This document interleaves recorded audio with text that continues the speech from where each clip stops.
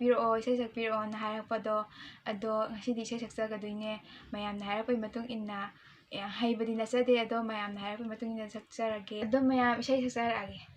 nungsibabu asum taubara kainaraga waba khangbani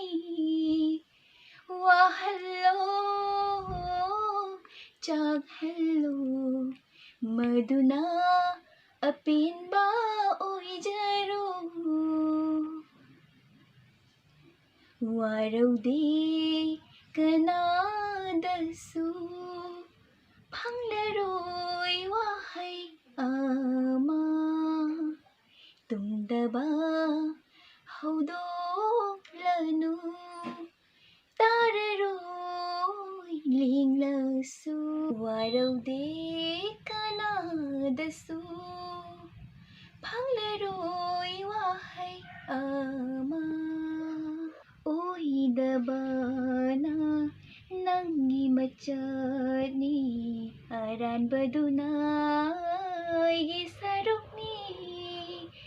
kapludraba mitlu pirangse khambayadana kapchare dongasidi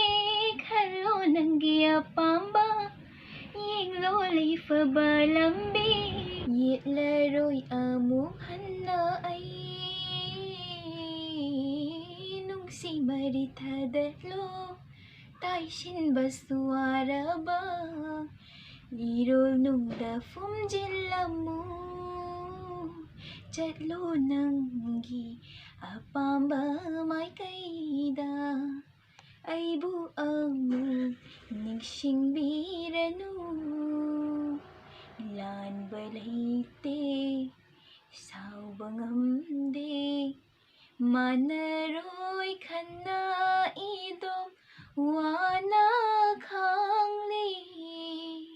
yitlaroi ai yinglaroi nang udaba sadona khangjilage lithokpham sulairoi kanada katpham sulairoi ifamdai kalakpasu phauraroi mihaubasu lairaroi nangi punsida hitlaroi ai mayam aigi isaido hairaga sakchagibा natchade noknabigano ado ngasigi oinadi video se sada loisanjarage bye bye.